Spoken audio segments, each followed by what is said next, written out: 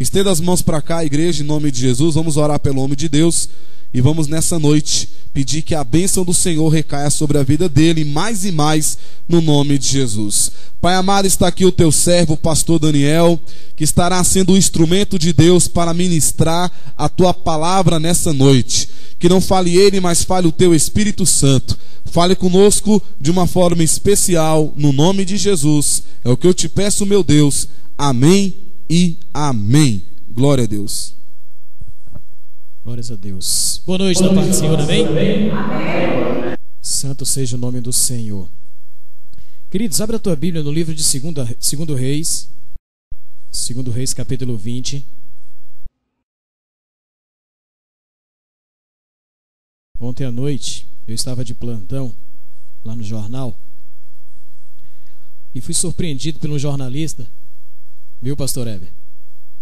Que ele ficou surpreso, ele não sabia que eu era pastor. E ele assistiu a ministração que eu ministrei aqui no último culto da família, no mês passado. Ele ficou muito surpreso com a palavra, né? E até citou algumas coisas da palavra. Falei, realmente o homem estava ligado no que foi ministrado. E como é bom fazermos uso da mídia, fazermos uso dos meios de comunicação para divulgar a palavra do Senhor. E uma coisa que eu até anotei para estar ministrando na igreja: como as pessoas estão nos olhando. E tem um segredo para você: existe mais gente de olho em você do que você possa imaginar. Então cuidado com o que você fala, cuidado com como você age, cuidado com as tuas ações, porque quando você menos espera, tem alguém de olho em você. E esse papo de que não devo satisfações a ninguém, nós devemos sim. As pessoas olham muito para aquilo que é as nossas ações. 2 Reis capítulo 20, versículo 17, diz assim a palavra do Senhor. Todos acharam? Eis que virão dias em que tudo quanto houver em tua casa, com que entesouraram teus pais até o dia de hoje, será levado para onde? Para a Babilônia. Não ficará coisa alguma, disse o Senhor. Dos teus próprios filhos que tu gerares, tomarão, para que sejam eunucos no palácio do rei da Babilônia. Então disse Ezequias a Isaías: boa é a palavra do Senhor que disseste, pois pensava, haverá paz e segurança em meus dias. Curva a tua cabeça. Meu Deus e meu Pai, nós acabamos de ler a tua palavra. Nós queremos consagrar esse tempo agora a ti. Meu Pai, fala conosco conforme o teu querer, conforme a tua vontade. Nós que já entregamos a ti o nosso louvor, a nossa adoração e a nossa oferta, nós estamos agora, Pai, aptos a receber de ti aquilo que o Senhor tem para colocar sobre as nossas vidas, em nome de Jesus. Amém e amém. Podemos assentar, queridos. Deus abençoe.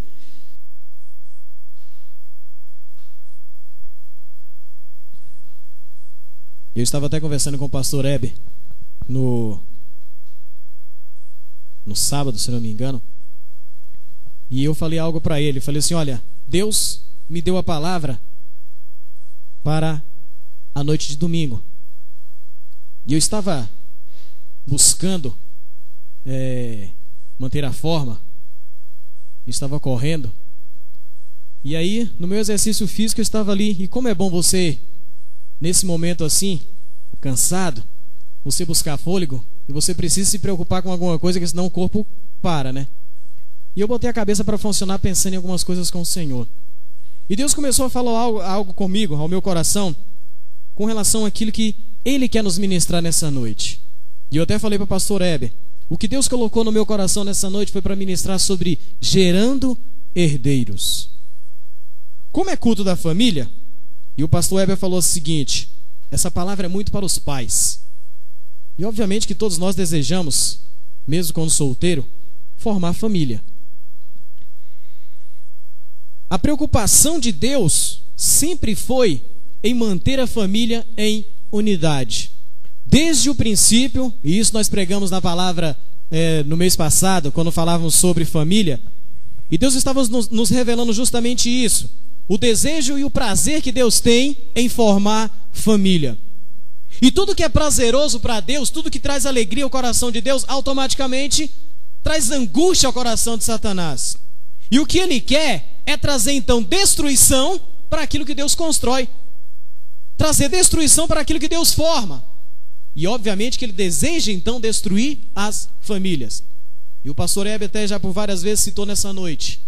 E quando você ora pela tua casa, você ora pelos teus filhos.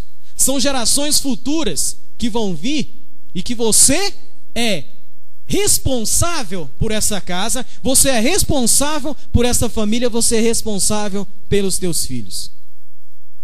E deixa eu te falar algo muito interessante. Você não está sem saber como agir na tua casa. Você não está sem saber como agir com os teus filhos. Sabe por quê? Porque você tem um manual que te capacita a cuidar da tua casa, a cuidar dos teus filhos. Outro dia, quando eu fui ministrar na sede, no culto de mocidade, primeiro culto de mocidade do ano, Deus me falou justamente com relação a isso. Por quê? Quando você prepara-se para comprar um produto eletroeletrônico, o que vem junto com ele?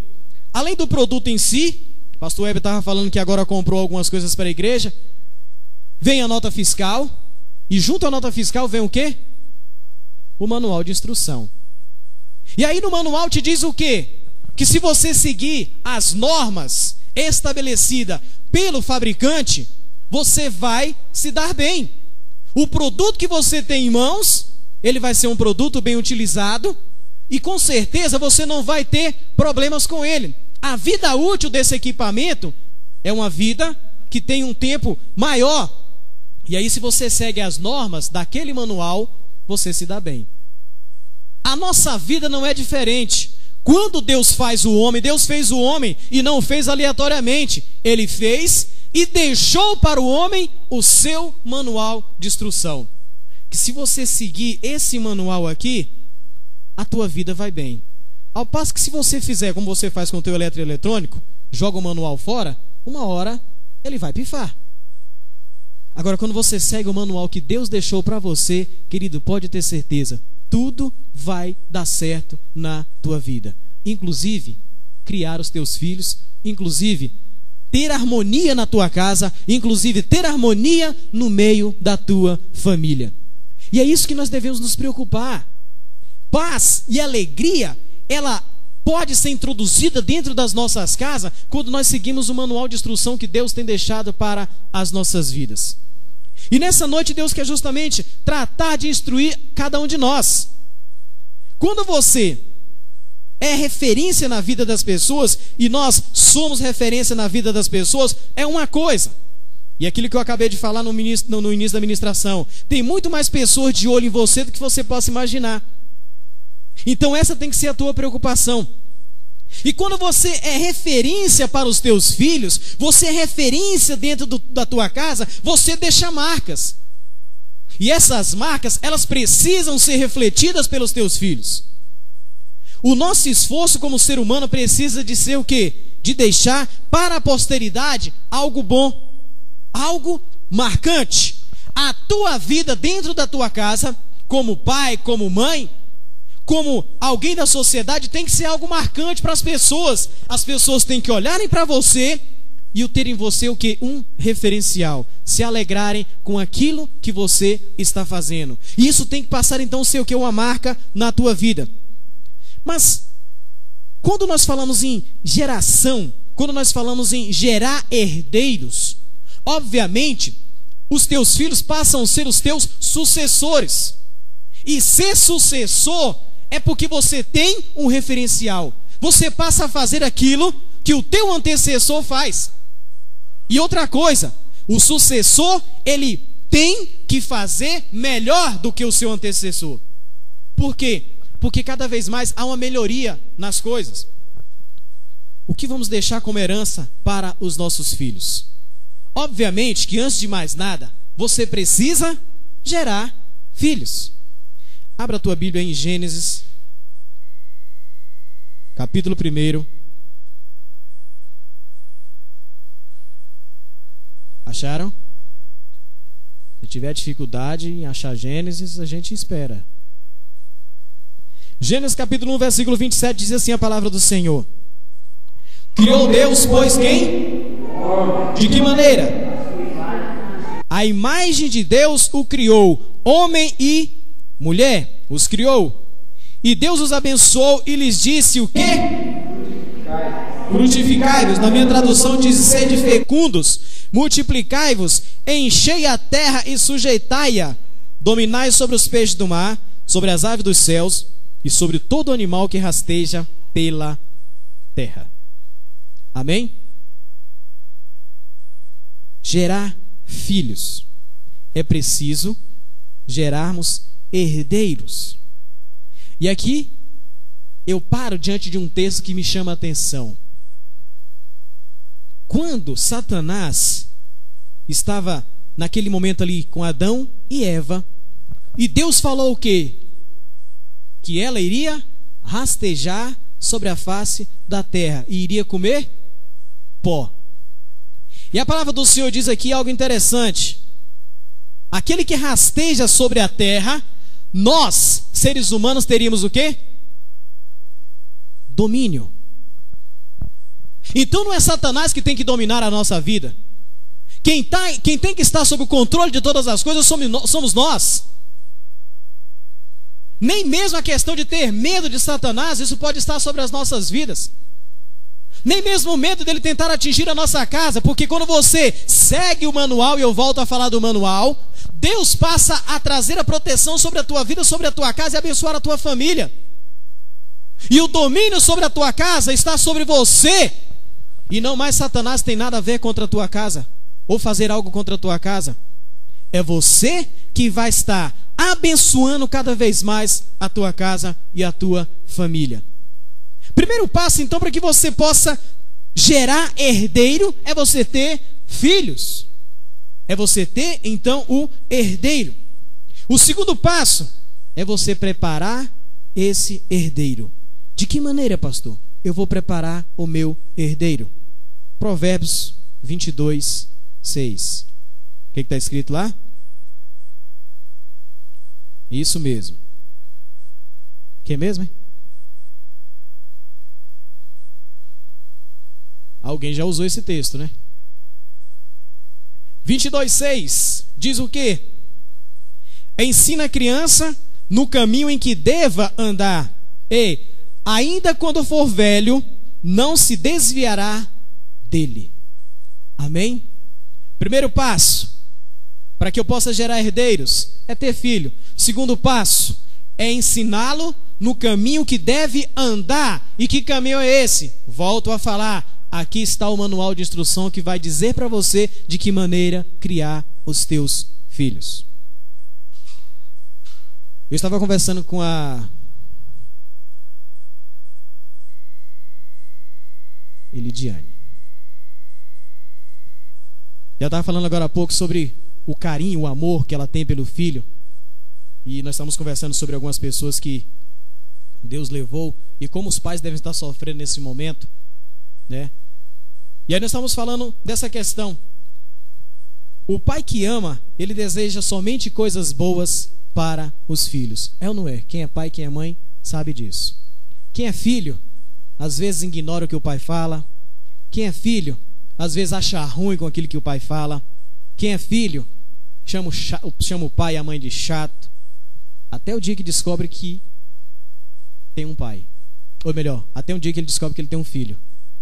E aí, tudo aquilo que ele ouviu do pai, ele quer colocar sobre o filho. E muitas vezes não tem nem sequer paciência com o filho. Ele esquece que um dia ele também foi filho. Então, aqui está algo interessante. Quem ama, deseja que os seus filhos tenham coisas boas. O texto que nós lemos de 2 Reis me chama muito a atenção. Sabe por quê? Volta lá novamente para o texto. Vamos tentar compreender o que o Senhor quer nos falar nessa noite. Existia um rei chamado Ezequias. Ele estava no reino. Passou por várias situações de enfermidade. Foi curado. Toda essa situação. Mas eis que de repente algo ficou preocupante no seu reino. 2 Reis capítulo 20. Presta atenção no que Deus quer nos falar nessa noite. Olha a ação deste pai.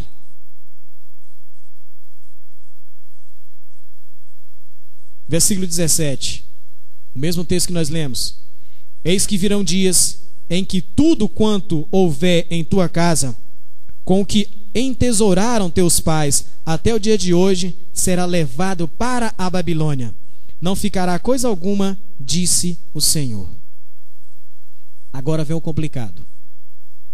Dos teus próprios filhos que gerares, tomarão para que sejam eunucos no palácio do rei da Babilônia. Presta atenção. Você tem um filho, você cuida dessa criação, você cuida desse filho, aí vem o inimigo e leva o teu filho para ser escravo. Com certeza, você que tem amor pelo teu filho, você não ia gostar dessa situação. Você vai com unhas e dentes defender aquilo que é teu. Mas sabe o que o rei falou com essa situação? Olha só no versículo 19. Então disse Ezequias a Isaías, disse o quê? Boa é esta palavra que o Senhor disse a mim. Que bom. Quer dizer que tudo que eu tenho vai ser levado, tudo que eu tenho vai ser tomado, até os meus filhos vão ser levados como escravos? Ezequias diz o quê? Ótimo. Que bom que isso vai acontecer e não é no meu tempo. Vai ser no tempo do reinado dos meus filhos. O que Ezequias estava preparando aqui? Que futuro ele estava enxergando na vida dos seus filhos? E aí essa pergunta vem para nós também. O que você está desejando para o futuro dos teus filhos? Como é que você está enxergando o futuro dos teus filhos? Que herança que você tem deixado ou que você está deixando para os teus filhos? Porque o rei, ele estava preocupado com o tempo presente. Ele não estava preocupado com o futuro dos seus filhos. Boa essa palavra. Já que Deus quer fazer isso, que faça, não no meu tempo, faça no tempo, no reinado dos meus filhos. Que pai é este? Eu com certeza, eu olho para você e eu posso acreditar que você não teria essa mesma atitude. Você teria uma outra preocupação. Você buscaria imediatamente ao Senhor para tentar consertar os teus erros. Alguma coisa estava estranha aqui nesse momento.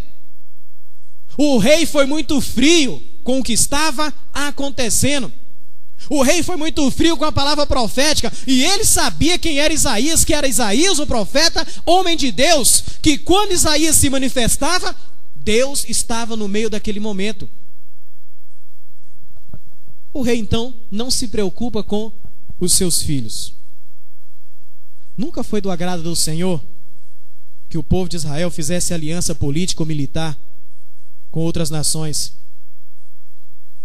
E Ezequias tinha aberto os segredos da casa do Senhor, tinha aberto os segredos dos seus tesouros aos babilônicos. Tanto é que Isaías ficou preocupado com aquilo. E quando ele olha, se você vê o começo do texto a partir do versículo 12, quando os babilônicos vêm e Ezequias mostra tudo que estava naquele lugar, Ezequias simplesmente se gabava de tudo que ele possuía e mostrou isso aos babilônicos. Foi por isso que Isaías falou: olha, tudo que você mostrou a eles, um dia eles vão levar, inclusive os teus próprios filhos. Isaías disse ao rei: os teus filhos serão eunucos no palácio da Babilônia. E eu fui estudar, fui verificar o que era esse eunuco, que nós precisamos entender se era algo ruim ou se era algo bom. E o eunuco, ele era guardião, castrado do harém. Ele cuidava das coisas do rei. E o eunuco também podia ser ministro, alguém que assistia diante do rei, mas era tido mais como um escravo. Ezequias gerou filhos, e o que deixou para os seus filhos foi a escravidão.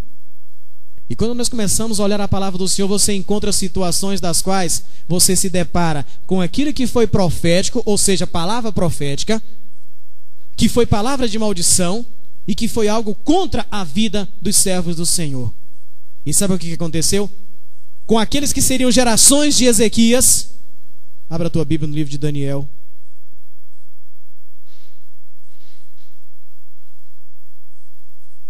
Daniel capítulo 1.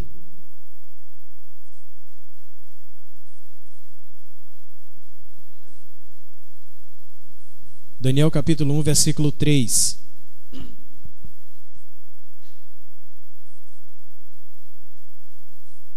Acharam?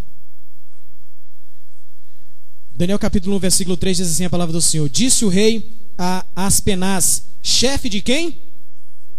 Dos seus eunucos, que trouxesse alguns dos filhos de Israel, tanto da linhagem real como dos nobres, jovens sem nenhum defeito, de boa aparência, instruídos em toda a sabedoria, doutos em ciências, versados no conhecimento, e que fossem competentes para assistirem no palácio do rei, e lhes ensinasse a cultura e a língua dos caldeus. Se nós voltarmos lá para 2 Reis, o que foi que Isaías falou para o rei? Os teus filhos serão levados como eunucos. E agora, depois da invasão de Jerusalém, quando Nabucodonosor levam todos os escravos, ele exigiu o quê? Que da linhagem real estivesse assistindo na casa do rei. Quem eram esses homens? Sadraque, Mesaque, Abdenego. Estavam todos eles lá e foram levados como cativos para a casa do rei da Babilônia. A pergunta é: como é que nós estamos preparando os nossos filhos? Você está preparando os teus filhos, a tua casa, para serem escravos? Ou você está preparando os teus filhos para servir ao Senhor? Porque uma coisa muito séria, nós cantamos aqui no início do culto: eu e minha casa, eu e minha casa.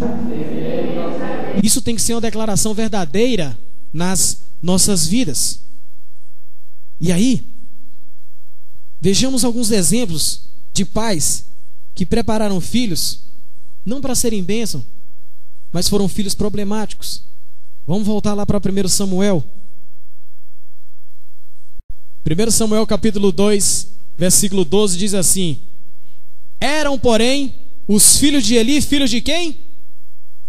De Belial, e não se importavam com o Senhor, pois o costume daqueles sacerdotes com o povo era que, oferecendo a alguém sacrifício, vinha o moço do sacerdote, estando-se cozendo a carne, com um garfo de 3 dentes na mão, e metia na caldeira, ou na panela, ou no tacho, ou na marmita, e tudo quanto o garfo tirava, o sacerdote tomava para si. Assim se fazia a todo Israel que ia ali a Siló.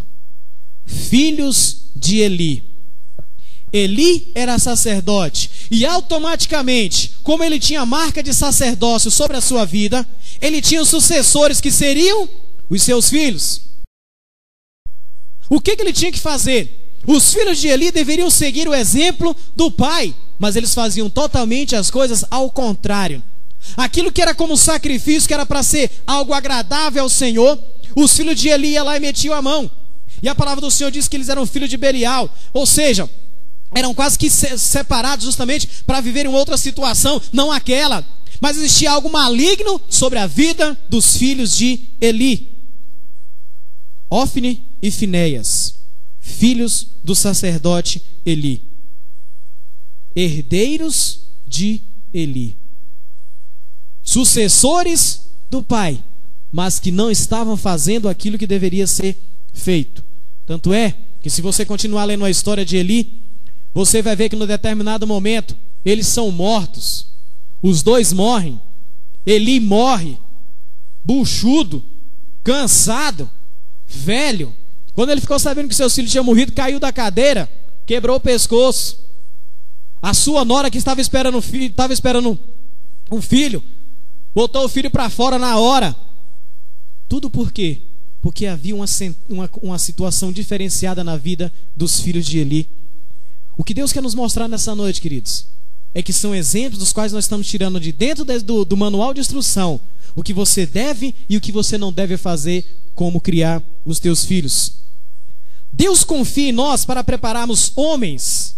Deus confia em nós para prepararmos servos ao Senhor. E Deus nos chama a atenção nessa noite para isso. Veja, você, pai e mãe, você tem responsabilidade de formar pessoas aceitáveis para a própria sociedade. Eu estava vindo agora para a igreja com o pastor Hebe, nós estávamos conversando sobre a situação de alguns jovens que se envolvem no mundo do crime, nas drogas, e com certeza esse não é o objetivo, não é o desejo do coração de nenhum pai, mas de repente se depara com essa situação. O que será que faltou? Faltou ensinar? O que será que faltou? Faltou carinho? Faltou atenção? Algo faltou para que esse jovem se desviasse dos caminhos corretos e viesse então praticar aquilo que é errado. Você, pai, você, mãe, nós somos responsáveis pela formação da nossa própria sociedade. Qual tem sido o nosso exemplo? Porque eu te digo o seguinte: você como pai, você como mãe dentro de casa, você como tem responsabilidade sobre os teus filhos, o espetáculo ou teatro que você apresenta para os teus filhos, a tua convivência conjugal, ela é o quê? Reflexo na tua vida para os teus filhos. Eles se espelham naquilo que você faz. Qual tem sido o espetáculo? E quem é professor, muitas vezes pena na sala de aula, porque o pai e a mãe mandam o filho para a escola, como se a escola fosse responsável em educá-lo de forma não intelectualmente, mas do seu próprio comportamento. Vai para a escola porque é lá que você vai ter que aprender. E a convivência, ela começa dentro do próprio lar. Professores que são agredidos dentro da sala de aula, por quê? Porque com certeza os pais não têm um domínio dentro da própria casa, ou aquilo que a criança vê em casa é simplesmente o quê? Atitudes como ignorância. São atitudes das quais não condizem com aquilo que o Senhor quer para as nossas vidas. E aí o teu filho vai para a escola e começa a agir de uma forma que não é agradável. Só que você tem que entender que o melhor que Deus quer para a tua casa, para a tua família, é que você possa viver as bênçãos daquilo que Deus tinha colocado sobre a vida de Abraão. Como é que eu vou agir com o meu filho? Como é que eu vou agir como pai? Como é que eu vou agir como mãe? Em primeiro lugar, você vai agir como Abraão agiu. Abra a tua Bíblia em Gênesis capítulo 22. Gênesis capítulo 22.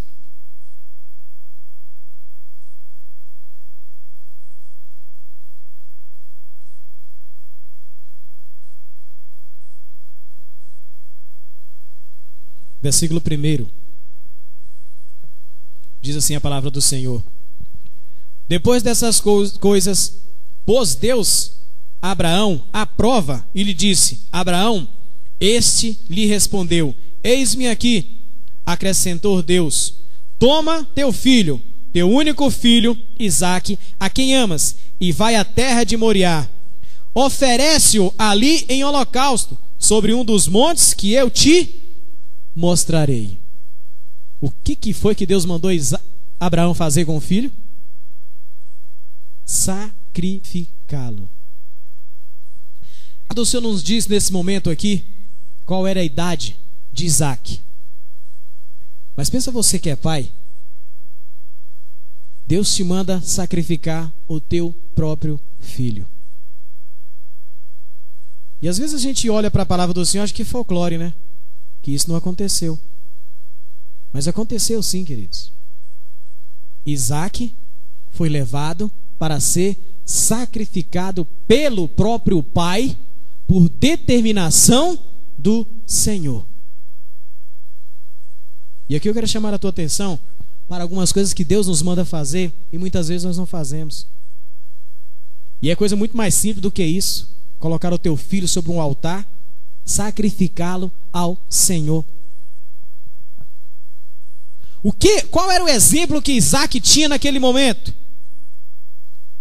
E como é que eu tenho que agir como pai? Mostrar para o meu filho que obedecer a Deus é acima de todas as coisas.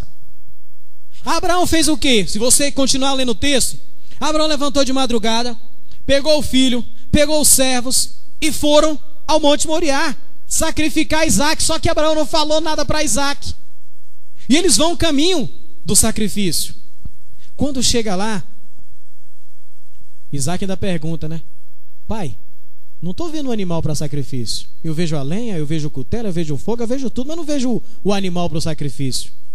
E o que Abraão fala? Deus proverá.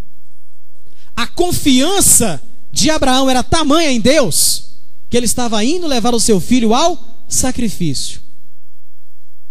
E Isaac simplesmente não falou nada, foi colocado no holocausto, ia ser sacrificado quando o Senhor se manifesta e mostra para Abraão o que ele deveria sacrificar. Isaac, naquele momento, ele viu que o seu pai tinha uma ligação muito tremenda com Deus. Olha o referencial que Isaac tinha. Olha o exemplo que Isaac tinha. Isaac passou a ser o sucessor de Abraão, vivendo essa condição de herança, de aliança com Deus. Porque se nós continuarmos a ver a história de Isaac, você vai ver que depois, ele, por obediência, segundo aquilo que ele tinha aprendido com seu pai, ele passa a praticar então obediência ao Senhor. Em um determinado momento, Isaac, a terra estava numa secura terrível, a fome era extrema na terra. E o que aconteceu? Todo o povo estava saindo para o Egito para buscar comida. E quando Isaac está indo nesse sentido também, Deus fala o quê? Não, você vai ficar. Qual foi a atitude de Isaac? Se um dia meu pai obedeceu a Deus e deu certo, eu também vou fazer o mesmo. Se a atitude do meu pai for obedecer à voz do Senhor, eu também vou fazer a mesma. E o que foi que Isaac fez? Andou na contramão daquilo que as pessoas estavam fazendo. Isaac, está todo mundo indo buscar comida no Egito. Ele falou, não, Deus me mandou ficar aqui. E é aqui que eu vou ficar. A obediência de Isaac, se nós continuarmos lendo a história, você vai ver, o homem se tornou riquíssimo naquela terra.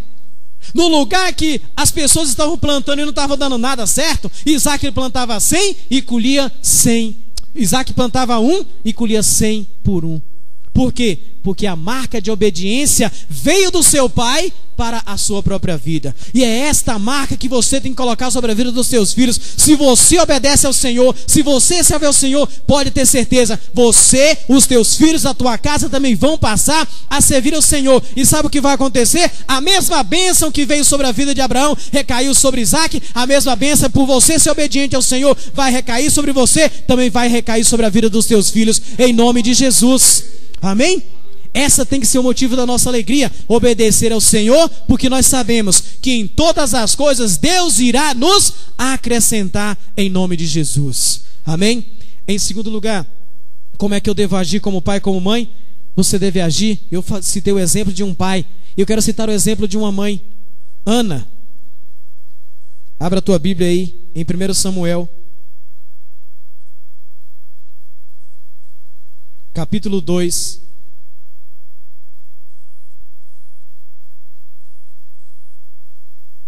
Perdão, capítulo 1. 2 Samuel, capítulo 1.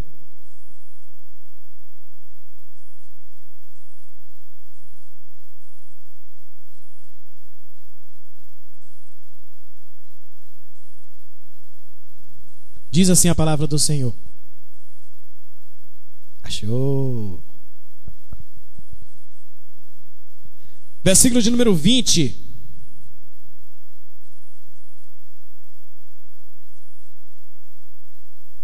Perdão, querido. Primeiro vamos ler no versículo 10, que diz assim: levantou-se Ana e com amargura de alma orou ao Senhor e chorou abundantemente.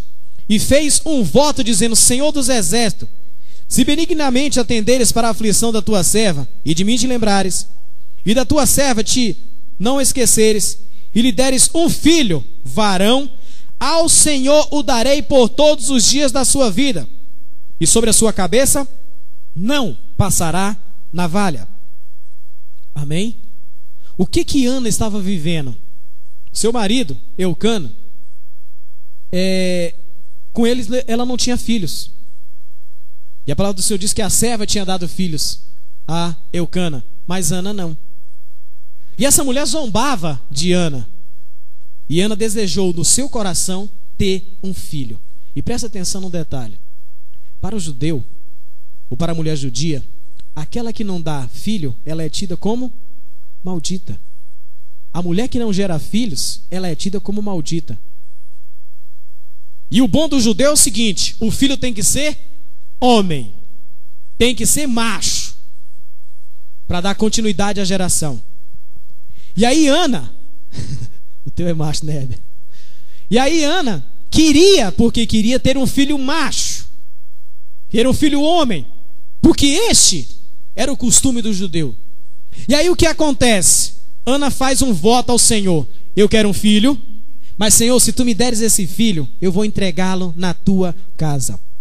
Ana não queria filho para que ela viesse a criar. Ela queria ter filho para tirar essa desonra sobre a sua vida, para retirar de sobre si esta maldição.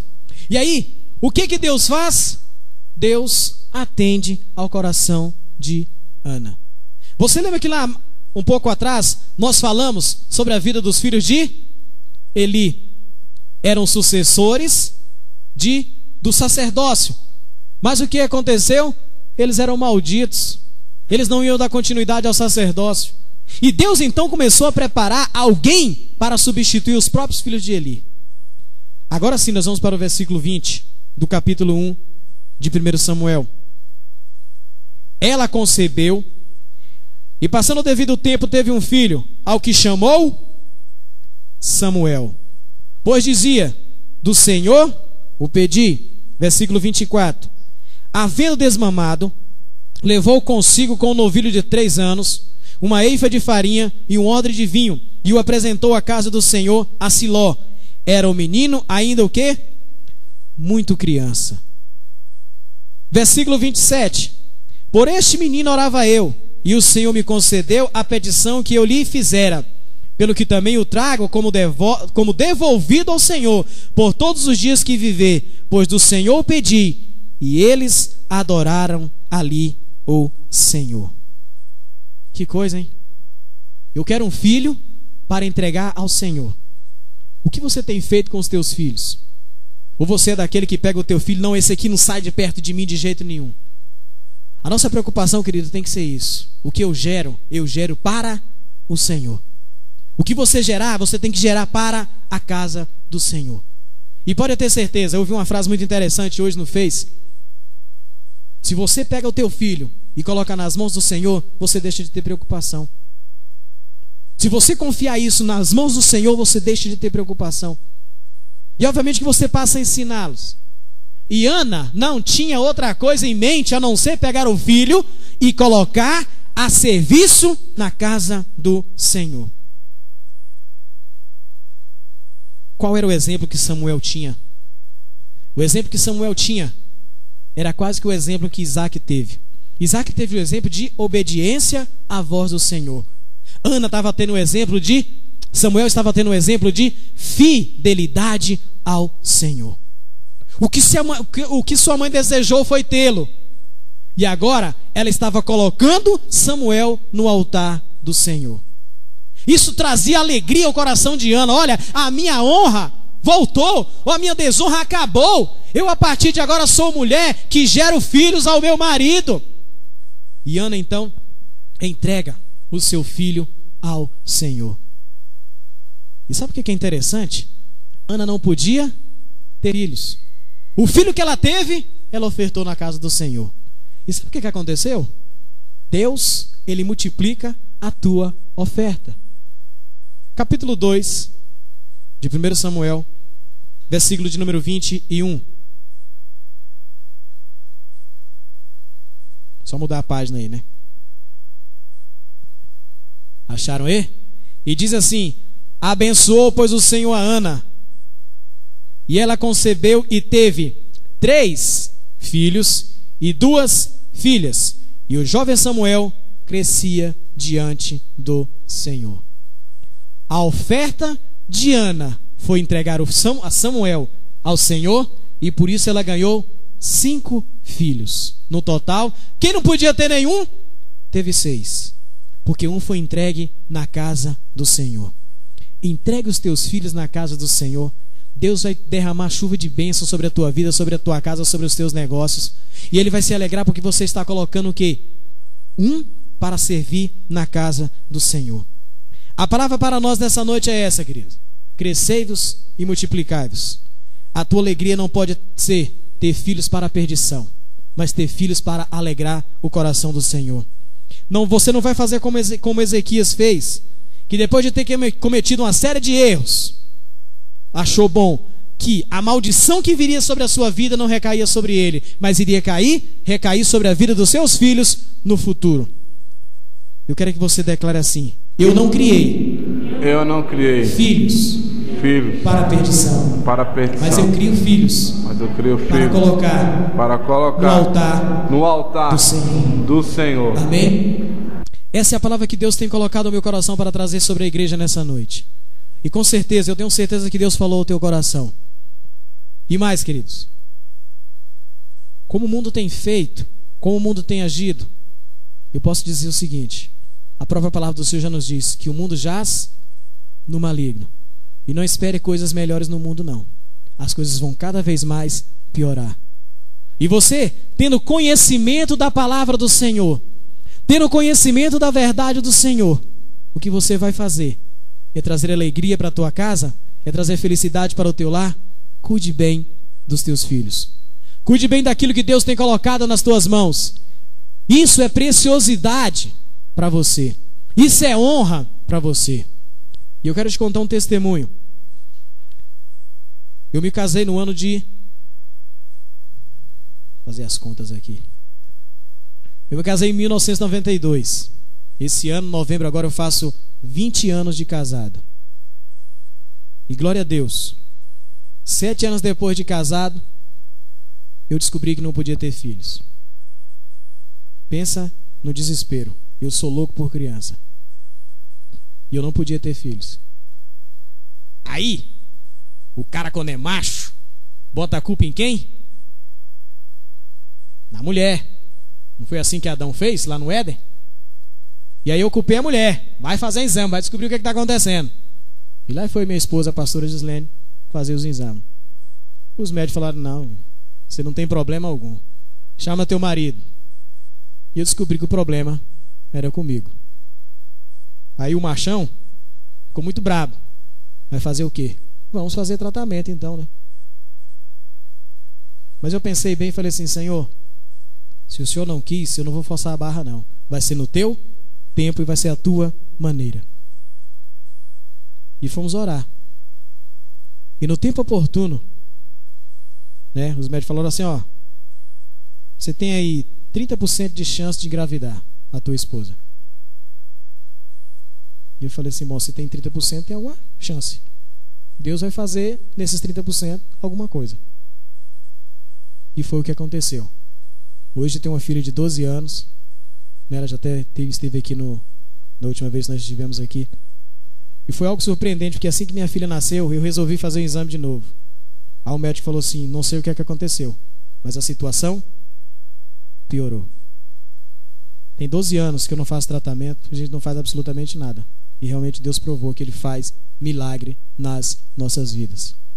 E hoje o que eu busco fazer é colocar minha filha dentro da igreja. A minha preocupação é essa. E como alegrou meu coração essa semana, ela estava dentro do quarto estudando. Eu pensei que ela estava estudando para a escola, alguma coisa, semana de prova. E ela estava com a Bíblia na mão. Eu não precisei obrigá-la a nada. E quantas vezes, agora não, mas quando ela era menor, a gente tinha que comprar um caderno e tivemos que comprar uma Bíblia para ela, ela nem sabia ler. E aí o que ela fazia? Era eu ir preparar a palavra, ela subia na mesa e queria também preparar a palavra junto comigo. Nem eu nem Deus conseguia ler o que ela riscava, mas estava lá no caderninho dela o que ela iria pregar. Para quem? Depois descobri que era para as bonecas. E assim, aquilo que eu estava falando para vocês, querido, o que você faz dentro de casa, teu filho copia. O que você faz dentro do teu lar, os teus filhos copiam. E pode ter certeza, ele vai repetir lá na rua. E aí, cuidado com o que nós estamos fazendo com os nossos filhos. Fique de pé nesse instante.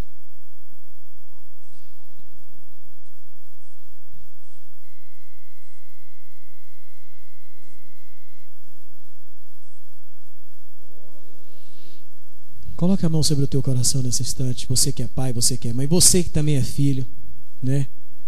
Hoje a palavra foi mais para os pais,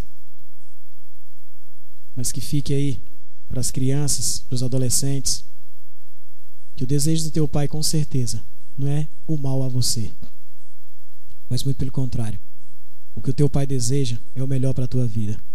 Começa a falar com Deus nesse instante. Começa a pedir sabedoria ao Senhor. Se você não tem tido paciência com o teu filho, com a tua filha, você não tem tido paciência dentro da tua casa com o teu esposo, com a tua esposa, há uma geração de guerra, de conflito dentro da tua casa. Começa a colocar isso diante do altar do Senhor agora. Eu quero que você mais do que ninguém sabe dos problemas de dentro da tua casa. Eu quero que você comece a levantar um clamor agora ao Senhor. Você não vai ficar com os teus lábios fechados. E outra coisa, é engraçado, né? O crente tem a mania de, na hora de orar, baixar a cabeça.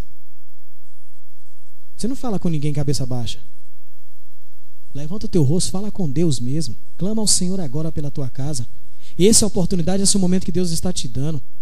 O momento de você buscar a cura, de buscar a restauração, de quebrar tudo quanto é tipo de malignidade que Satanás possa tentar colocar dentro da tua casa. Esse momento de você abrir a boca e falar assim: olha, Satanás, na minha casa não, no meu lar não.